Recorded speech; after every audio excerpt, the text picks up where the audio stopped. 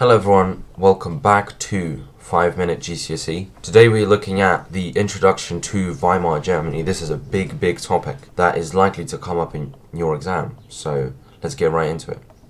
Now, let's recap for a second. So, after the abdication of the Kaiser, which we talked about a few videos ago, there was no one left to run Germany and its people. So someone had to logically step up and become leader. And this is where the Weimar Republic is born, and is born with this man, Friedrich Ebert, who ended up becoming that leader. He was a social democrat politician who became the first German president. And this meant that he had to sign the armistice in November 1918 and deal with all of Germany's social, economic and political problems that were exacerbated by World War I that we discussed in the previous video. So that's our foundation. Now let's take a look at the basics of German politics and how this new republic functioned. Now that does look like quite a lot of writing, but it is very useful for you because the political parties we will discuss now will come up later in the course when everything's going to start collapsing.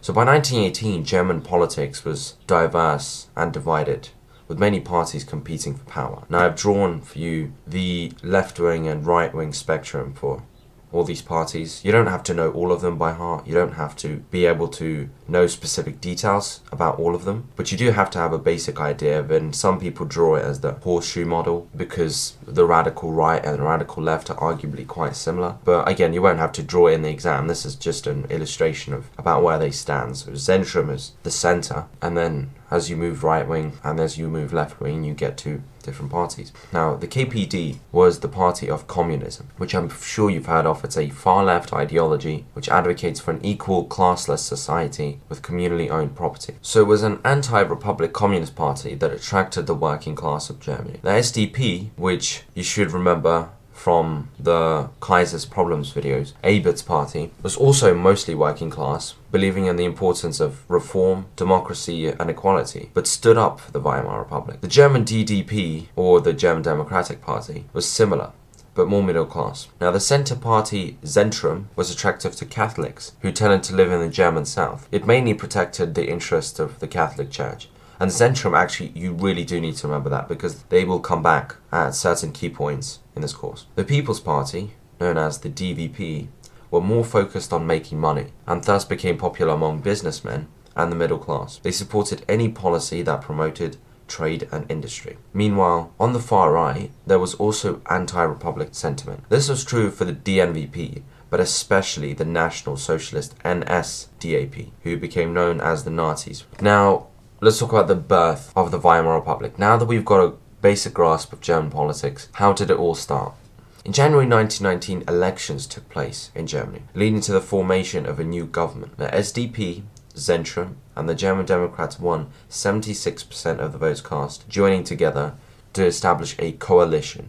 Now this is another key term. It's a temporary alliance of political parties. This came to be known as the Weimar Coalition, as the first National Assembly meeting in February was held in the town of Weimar rather than Berlin, due to violence in the capital. During the winter meeting, the politicians began writing up a new constitution. That is, the document outlining the set of political principles by which a country should be governed, signed into law by Ebert in August 1919. However, the Weimar Constitution had many advantages and drawbacks. And this was a really popular exam question right there. You would get something like, describe 2 weaknesses of the Weimar Constitution.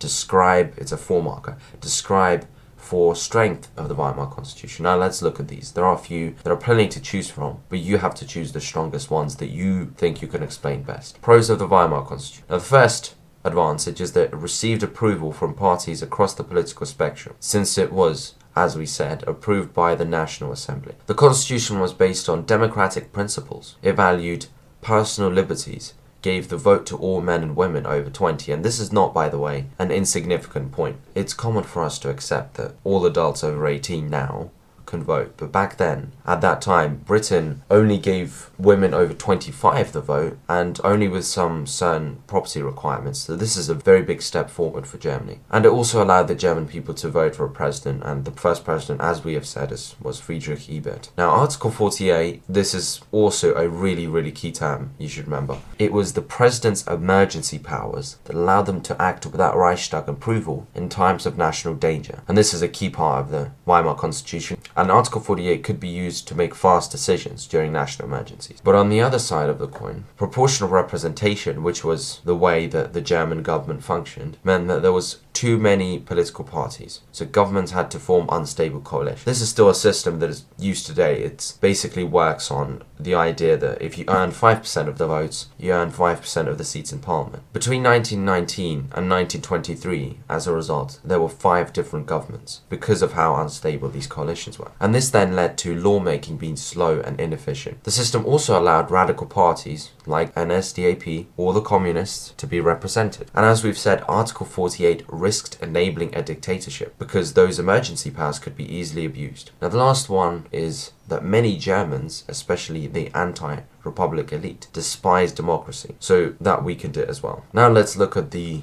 key terms once again, as there are quite a few. Communism, a far-left ideology which advocates for an equal classless society with communally owned property. Coalition, a temporary alliance of political parties. Article 48, the president's emergency powers that allowed them to act without Reichstag approval in times of national danger. Constitution, a document outlining the set of political principles by which a country should be governed. Now that is it for the video. Thank you guys for watching. Have a nice day.